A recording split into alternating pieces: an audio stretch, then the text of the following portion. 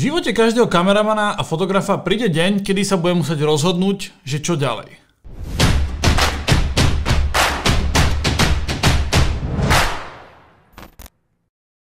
Úplne to znelo, ako keby, že ideme rozoberať nejakú najvážnejšiu tému na svete a zmysel života. Vôbec sa tak nie je. V tomto videjku by som vám veľmi rád ukázal vec, na ktorú si ja že extrémne potrpím, a to je fotobatoh.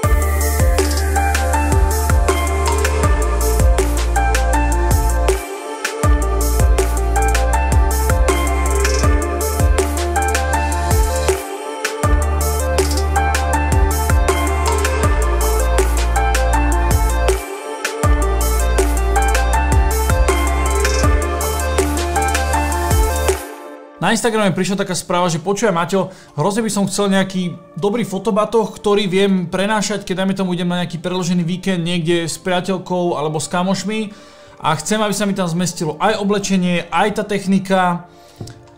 Nevieš mi poradiť. Tu som sa aj chvíľku zamyslel, že či ja som vôbec človek, ktorý by dokázal v takejto sfére poradiť. No ale potom mi napadlo, že ja som tých batohov vystrieľal že dosť veľa. Mal som jeden nepraktický, škaredý a extrémne ťažký batoh na notebook, ktorý nie je úplne vhodný na techniku. Môj doterajší batoh, ktorý je na techniku síce fajn, ale na také dlhšie cestovanie nič moc. No a potom prišla vec, ktorá by to celá mohla zmeniť. Ak by ste niekto čiernou náhodou nepoznali značku Gomatic, tak si myslím, že tento podpis budete poznať naozaj, že všetci, čo sa venujete fotke a videu. A v prípade, že by naozaj niekto nevedel, tak je to Peter McKinnon. Peter McKinnon je človek, ktorého na YouTube sledujem naozaj že dlhé roky. Robí veľmi kvalitnú tvorbu a myslím si, že je taký, nechcem to nazvať, že trendsetter, ale v podstate áno, že ak niečo on spraví, tak extrémne množstvo ľudí to poviem chce opakovať, pretože keď to robí on, to vyzerá naozaj cool. No a spoločne so značkou Gomatic spravili travel rucksack, ktorý by mal spojiť dva aspekty. Technika a oblečenie. Pretože keď logicky niekam idete, tak si musíte zobrať aj techniku a aj musíte niečom byť, aby ste neboli smradlaví pár dní. Tí, ktorí ho sledujete, tak už z tohto prvotného loga tejto lebky už viete, o čo ide. OK, toto vyzerá, že veľmi, veľmi pekne. A ten dizajn naživo vyzerá o mnoho lepšie, ako som si myslel. Samozrejme, aby to nebolo o tom iba, že som človek, ktorý tu bude každý jeden produkt na videu chváliť, aký je úžasný, aký je poprdeli. Úprimne vám poviem, že toto je ruksak, ktorý sa mi na prvú šupu že nepáčil. Že naozaj som na neho pozrel, že OK, celý čierny, nič nejaké proste výrazné, vyzerá byť hrozne mohutný. Neviem, či to je úplne ruksak pre mňa. No a potom sa stala vec, kedy som si naozaj uvedomil, že nesúď knihu podľa obalu a videl som tento ruksak naživo. A v momente som sa do ňoho zamiloval.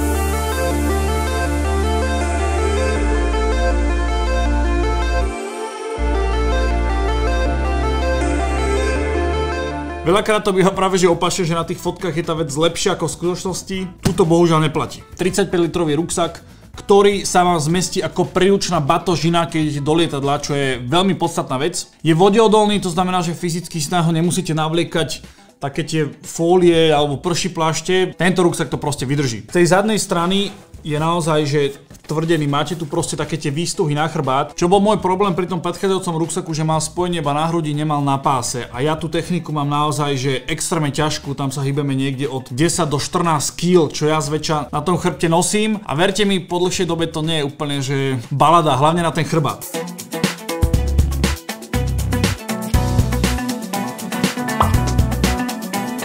Čiže tu v podstate máte aj spevnenie toho pásu. Ak by ste ho poprípade nechceli, tak ho v jednoduchosti môžete zahodiť a môžete fungovať iba bez toho. Samozrejme, ja si ho tam teda vrátim naspäť, pretože to je aj dôvod, kvôli čomu sa mi zapáčil. Takže už z úvodu vidíte, že ten ruksak je naozaj modulovateľný. Drženie na ramena je naozaj veľmi mäkké, to znamená, že nemalo by vám odtrhnúť ramena, aj keby že dlhšie proste cestujete, máte ho na sebe. Z tejto strany je za mňa super vychytávka a to je tento bočný vačok, ktorý je na magnet. To znamená, že ten dizajn toho ruksaku stále ostane, keď tam nič nemáte, že vám to proste tak neplantá alebo niečo, proste fakt tým magnetom sa to pekne pripevní a vybavené. Tak je tam statív a je tu ešte jedno putko, ktorým si ho pripevníte. Tu máte ďalšie teda putko, ktorým si ho viete teraz zobrať niekedy, keď proste vyberáte veci z boku. Z opačnej strany máte zips, ktorým si odzipsujete takto ten bok. A môžete si veľmi jednoducho vybrať odtiaľ kameru a fotiť. To znamená, že nemusíte ho za každým pokladať na zem a zašpíniť si ho zbytočne, proste odzipsovať ho celý.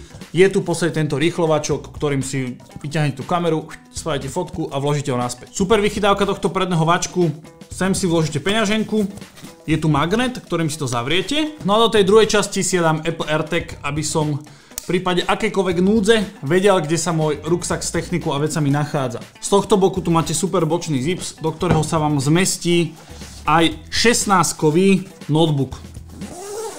Páči sa mi aj ten detail na tom zipse, že je tu proste znova podpis Peter McKinnon a Gomatic. Ten zips je niečo, čo sa na tom ruksaku proste dodrbe ako prvé. Takže tu musím povedať, že ten zips je naozaj akože masívny. Poprípade, ako by povedali naši bratia Česi, bydelní. A poďme teraz na tú hlavnú časť, kvôli čomu vlastne je tento ruksak taký, aký je. Toto je presne, čo som hovoril na bok, na ten statív, že si to v podstate viete z boku takto pripevniť a pritiahnuť, aby vám ten statív nejak extra neplantal. Toto je presne to, kvôli čomu sa mi ten proste batoh extrémne zapáčil. Fakt tu máte super pocit, že držím v ruke niečo prémiové a tá látka je hrozne proste príjemná. Viete si to modulovať akokoľvek chcete, aby sa to teda prispôsobilo vašim nejakým požiadavkám, ale ja už vidím proste, že kamera, objektívy, tu si dám proste filtre, tu bude náhľadový monitor, baterky. A čo by mohlo byť tu? Ja presne viem, čo by mohlo byť tu.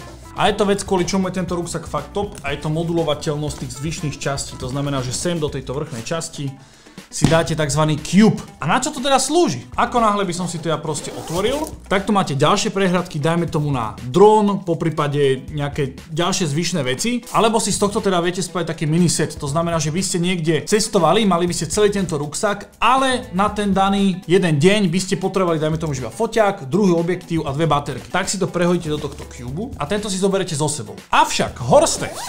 To nie je všetko. Ak by vám poprípade tento Cube bol malý, tak viete vrchným zipsom si z tohto Cube spraviť prosím pekne ruksak.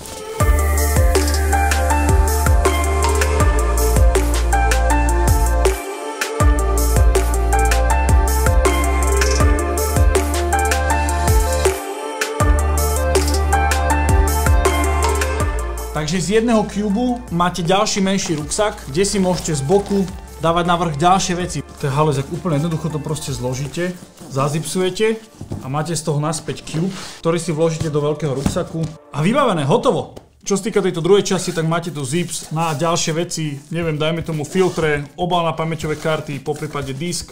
Ja si myslím, že sem akurát case na pamäťové karty, takto v podstate sem viete dať, dáme tomu, že disk. Príklad, hej, vymýšľam teraz, čo mi v momente napadlo. 1, 2. Tu na vrchu máte ďalší suchý zips, do ktorého si napríklad môžem dať tablet.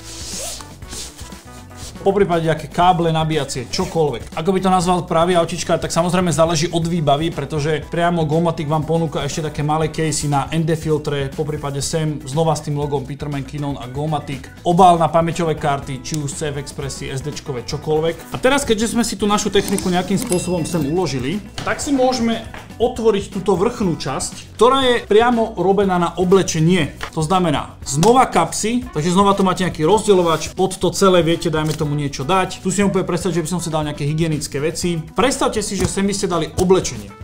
No a dal by som tu napríklad vec, ktorá je extrémne vysoká. Týmto by som to, dajme tomu, že zatiahol, hej. A vznikol by mi tu taký priestor, a aby som to nemusel tlačiť ako úplný primitív,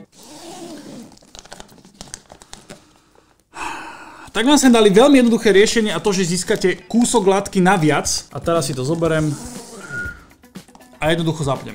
Nevymýšľa tento ruksak úplný debil. Naozaj je, že extrémne praktický. Ja by som vám chcel veľmi ukázať, ako svoju techniku zbalím práve do tohto ruksaku. Avšak tá technika, ktorú by som sem zbalil, je presne tá, ktorou točím toto video. Takže to úplne nepôjde. Aby to nebolo, že tento ruksak iba vychvaľujem, jedna vec, ktorá môže istých ľudí odradiť, mňa však neodradila, a to je cena. Hýbeme sa na úrovni 450 €. Teraz sa niekto zamyslí, že ty kokos, že 460 €, akože... Fú, že no ako málo to není. Priznám sa aj ja, nie je to málo a je to najdrahší ruksak, ktorý vo svojom živote proste mám. No bo si tak poviem, že Maťo, kokos, máš tam kameru, máš tam všetky objektívy, máš tam notebook, tablet, oblečenie, všetky doklady, niečo babla. No proste veci... Za dajme tomu 15 000, keď niekde ideš na takýto preložený víkend. Asi by bola blbosť dávať to do ruksaku za 100 €. To je môj pohľad, samozrejme nemusí s tým súhlasiť. Za mňa to isté, ako keď máte proste kameru a dáte si ju do igelitky. Hej. Tiež to proste nikto neurobí a keď máte niečo drahé, tak chcete, aby o to bolo čo najlepšie postarané, aby vám to čo najdlhšie vydržalo. A tento ruksak je za mňa extrémny komfort. Áno, nestojí 3 koruny, ale znova za tie prachy to stojí, pretože je mŕte modulovateľný a predsa len je to ruksak Peter McKinnona. Za značku sa proste platí. Takže sa veľmi teším na pracovné cesty s týmto ruksakom. Chcel by som poďakovať Focus Nordicu a Gomatiku, ktorí mi tento ruksak poslali. Patrí vám veľká vďaka, sláva a česť. No a teraz mi ostáva iba jediné. Zbaliť sa doňho a ísť točiť.